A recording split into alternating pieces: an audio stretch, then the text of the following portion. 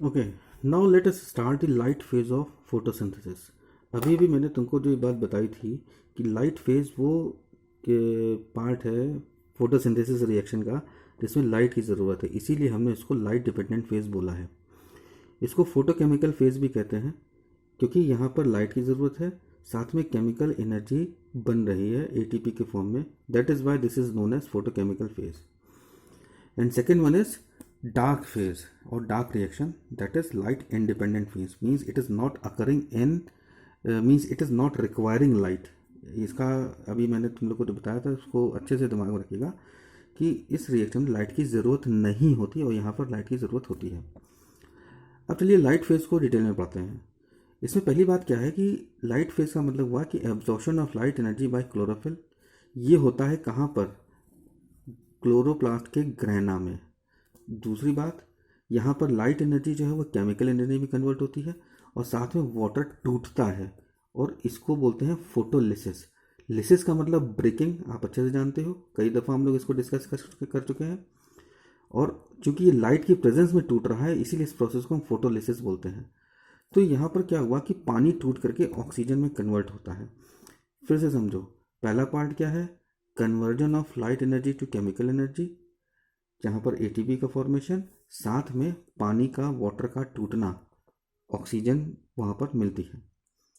तो पहले स्टेप में हमने देखा कि लाइट एनर्जी एब्जॉर्ब हो रही है, प्रोसेस हो रहा है ग्रैनम में, and then light energy is converting into the chemical energy along with the splitting of water to evolve oxygen, to give oxygen, and this process is called photolysis। अब ये थोड़ा सा एक जो पार्ट अब तुम समझने जा रहे हो थोड़ा सा डिफिकल्ट है। होता क्या है कि जब यहाँ पर पानी टूटता है वहाँ पर प्रोटॉन हमको मिलता है, एक बात। दूसरी बात, जो सनलाइट यहाँ पर एब्जॉर्ब हो रही है क्लोरोफिल्स के ये थ्रू, तो क्लोरोफिल से इलेक्ट्रॉन्स बाहर आते हैं और ये इलेक्ट्रॉन्स इलेक्ट्रॉन ट्रांसपोर्ट चेन के थ्रू होते हुए एटीपी को फॉर्म करने में हेल्प करते हैं। आप इस बात को यहीं पर समझ करके खत्म कर दीजिए क्योंकि ये हायर क्लास की बात है। फिलहाल तुमको ये समझना है कि सनलाइट जब क्लोरोफिल से के थ्रू ट्रैप होगी तो वहाँ पर इलेक्ट्रॉन्स रिलीज होते हैं और ये इलेक्ट्रॉन्स जो हैं एटीपी को फॉर्म करने में हेल्प करते हैं। एटीपी कैसे बनेगा? ये एडेनोसिन डाइफॉस्फेट लिखा है मैंने। एडेनोसिन डाइफॉस्फेट के साथ एक फॉस्फेट और जुड़ गया तो ये हो गया एडेनोसिन ट्राइफॉस्फेट। ठीक है,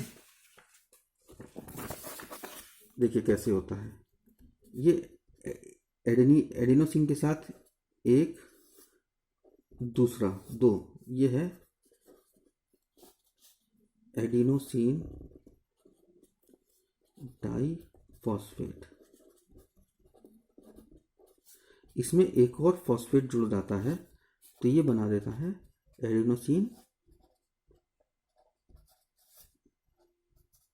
ट्राइफॉस्फेट, जिसको हम एटीपी भी कहते हैं। ये कहलाता है ADP and this is adenosine triphosphate.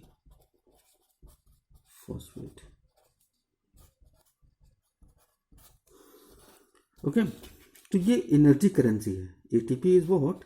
This is energy currency. Okay, तो किसी भी रिएक्शन को परफॉर्म कराने के लिए हमें एनर्जी की ज़रूरत है। अब हमको देखिए एनर्जी यहाँ पर एटीपी के फॉर्म में मिल गई।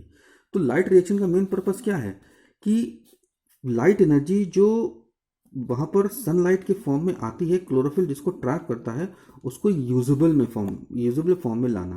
तो इसको ऐसे समझो कि सनलाइट जो है ये प्लांट्स को मिलती ज़रूर है लेकिन प्लांट्स इसको यूज़ नहीं कर सकते।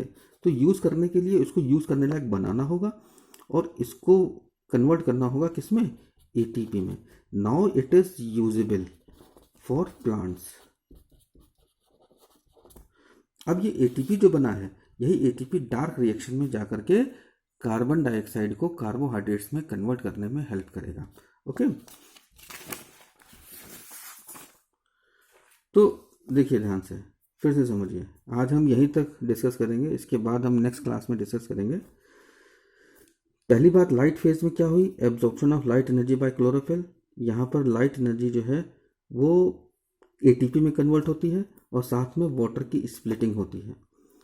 एमिटेड इलेक्ट्रॉन्स जो क्लोरोफिल से हैं, देखिए होता क्या है कि क्लोरोफिल में जब एनर्जी पड़ती है, लाइट एनर्जी पड़ती है, तो इलेक्ट्रॉन्स वहाँ से बाहर आते हैं और ये इलेक्ट्रॉन्स बाहर आने के बाद एटीपी फॉर्मेशन में हेल्प करते हैं। और मैं पहले भी बोल चुका हूँ कि ये पार्ट तुम्हारा हायर क्लास में है।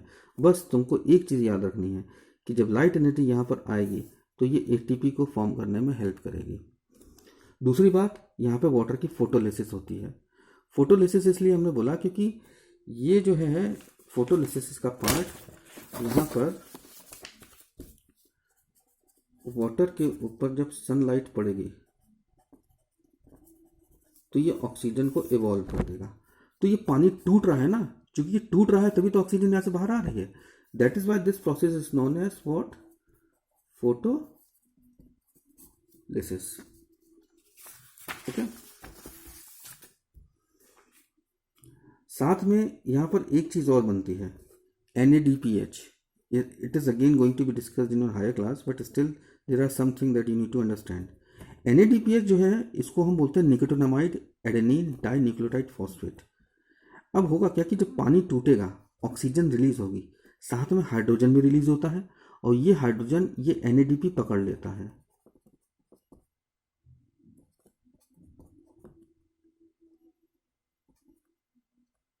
और पकड़ने के बाद NADPH बना देता है। अब ये ATP और NADPH जो कहाँ बने हैं, लाइट रिएक्शन में, ये जो है कहलाते हैं एसिमिलेटरी पावर और ये डार्क रिएक्शन में यूज होते हैं। तो in a nutshell what you need to understand कि लाइट रिएक्शन का काम क्या है, कि किस तरह से ग्रीन प्लांट्स कार्बन डाइऑक्साइड को ग्लूकोज में कन्वर्ट कर सकें। इसके लिए चाहिए एनर्जी। वो सनलाइट को एटीपी में कन्वर्ट करने का पहला काम करते हैं लाइट फेज में। दूसरा, साथ में यहाँ पर NADPH बनता है। NADPH बहुत इंपॉर्टेंट कंपाउंड है जो कार्बन डाइऑक्साइड को ग्लूकोज में कन्वर्ट करने में हेल्प करता है।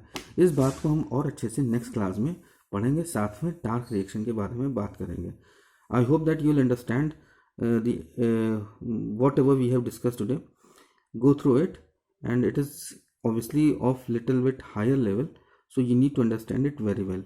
And जब हम अपनी क्लास को रिज्यूम करेंगे तो इस बात को और अच्छे से डिस्कस भी कर सकते हैं वहाँ पर बाद में।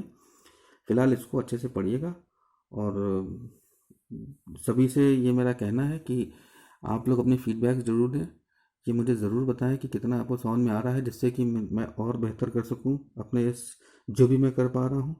और ख़ासकर बॉयज़ को कि वो अपने काम के लिए सीरियस हो जाएं, क्योंकि I am not getting enough feedbacks and enough updation from the group of boys. Okay, thank you.